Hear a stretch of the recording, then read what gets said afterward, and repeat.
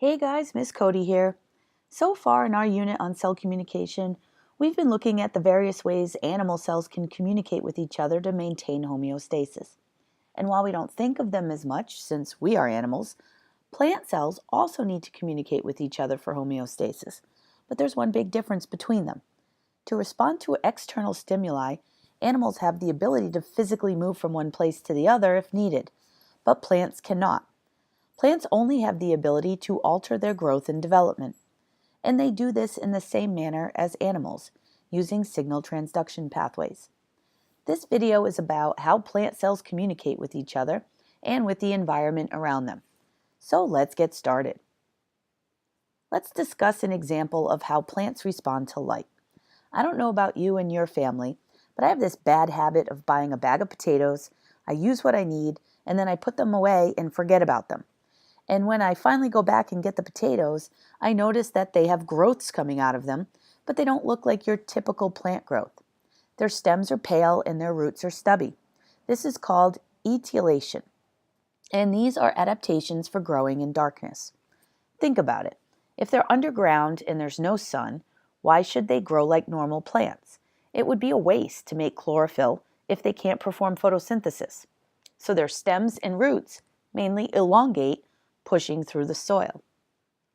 However, as soon as the shoots break through the soil and reach light, growth changes accordingly. This is called de-etiolation or greening. Now we see the greening of the shoots and leaves as the plant makes chlorophyll for photosynthesis and actually looks more like a plant. This is a great example of how a stimulus, in this case light, can set off a transduction pathway to elicit a response. And since we've gone over signal transduction quite extensively so far, I won't bore you by repeating all the steps involved.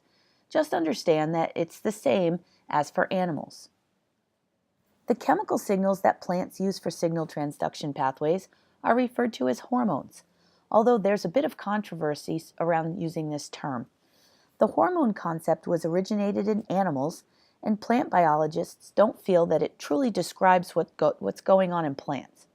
So they like to just call them plant growth regulators. However, the two terms are pretty much interchangeable, so I'm just going to keep referring to them as hormones since that's what I learned and that's what I'm used to calling them. However, like animal hormones, plant hormones can travel around the plant, but not in blood because plants don't have blood. They do have a vascular system, tubes or vessels that can move water, food, and other materials around the plant. Also, these hormones are only needed in small amounts, and they can have multiple effects. Similar to animal hormones, you're not required to memorize the names of the plant hormones and what effects they have on the growing plant. If College Board asks you a question about specific hormones and their jobs, they'll just give you the background in the reading before the question. You do have to be able to apply that information to concepts that are in the scope of the class.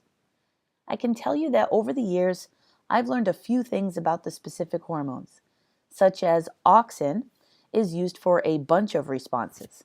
I actually used to tell my students, when in doubt, pick auxin, because most of the time it was the right answer. Cytokinins sound close to cytokinesis, and they're involved in stimulating cell division. Ethylene is important in both the triple response and in the ripening of fruit, which is why I put that cartoon on the front slide. And gibberellins has always been one of my favorites because I always remember fat grapes. Gibberellins are involved in fruit growth. Grapes that are sprayed with gibberellins during growth, like the brand Thompson seedless grapes, are fatter than the non-gibberellin grapes. Take a look at Stop and Shop the next time you're there and compare the tiny little grapes with the big fat grapes. Obviously, light is a very important environmental factor for plants. It's required for photosynthesis and triggers key events in plant growth and development.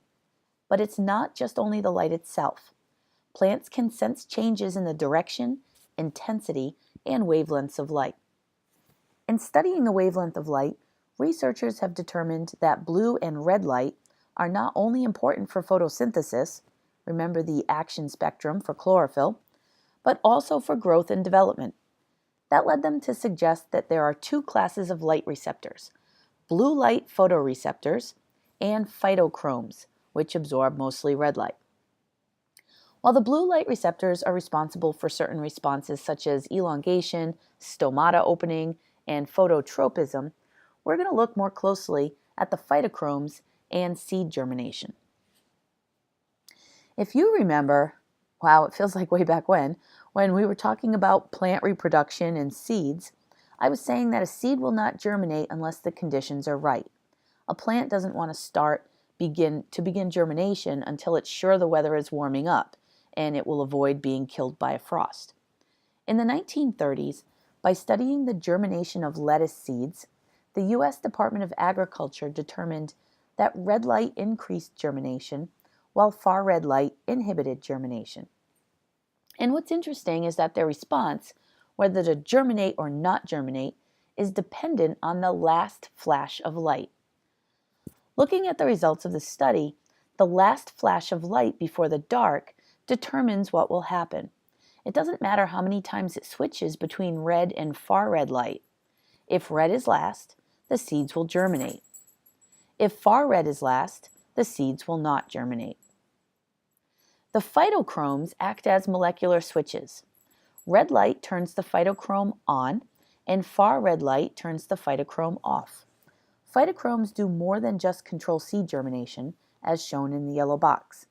They also sense shade and how to avoid it, set up 24-hour cycles called circadian rhythms, and control flowering. The last thing I'd like to cover is how plants interact with other organisms in the environment. Unfortunately, most of these interactions are not beneficial to the plant. First off, let's look at the immune system of plants. Like animals, it's the first line of defense, and the first line of defense would be the barrier of their epidermis, the layer that is similar to our skin. When intact, it provides a great defense, but like us, pathogens are able to enter the plant through any wounds or openings. If the barrier is breached, there are two lines of defense to destroy the pathogen and prevent it spreading to other parts of the plant. The first line of defense is the PAMPs, the pathogen-associated molecular patterns.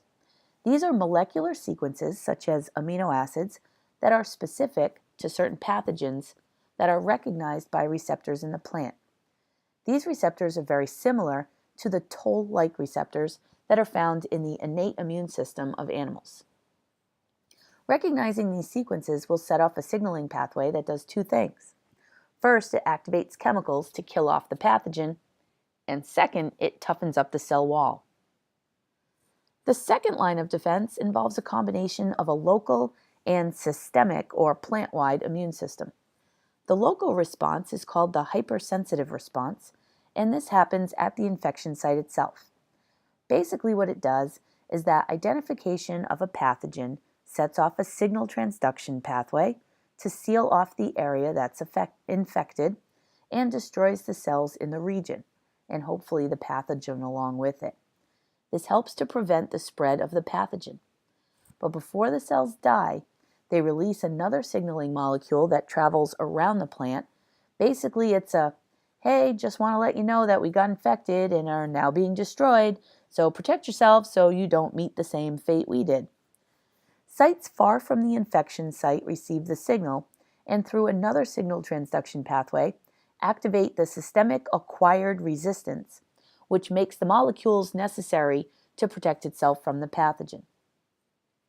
Plants also need to protect themselves from predators, and since they can't just pick up their roots and run away, that would actually be really funny to witness, they rely on physical defenses such as thorns, or producing chemical defenses to make themselves poisonous or just taste bad so that animals don't want to eat them. Take a look at figure 39.27 in your book at the end of the chapter. Here you'll see various forms of defenses that the plant has to protect itself, from trichomes containing toxins to bristles. It's very cool to see all the defenses at multiple levels of organization in the plant. However, one of the coolest examples of defense comes from a plant's ability to communicate with other species to come to its aid. In this case, a caterpillar was eating the leaves on the plant. The damaged leaves released compounds that attracted a parasitic wasp. The wasp came over and injected its eggs into the caterpillar. When the eggs hatched, the larvae ate their way through the caterpillar and formed cocoons on the caterpillar where they will change into their adult form. There's a really cool video that I'll show you in class about this. You might be a little grossed out, but I think you'll like it. Well, that's about all I want to cover for plant responses. We've looked at different ways plants can respond to signals, both internal and external. Remember, there's no need to memorize the hormones and their functions, so please don't waste your time on that. So until next time, be smart and be safe.